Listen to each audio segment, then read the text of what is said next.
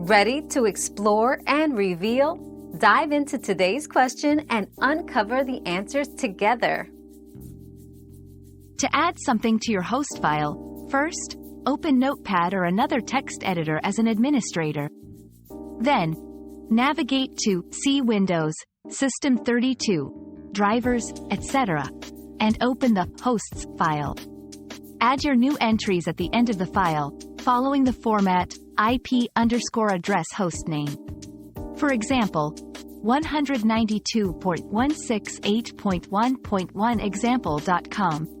Save the file and your changes will be effective immediately. Remember, modifying the host file affects how your computer accesses the internet, so proceed with caution and only if necessary.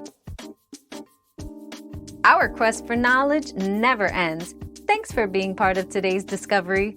Subscribe, like, and share to join us on the next one.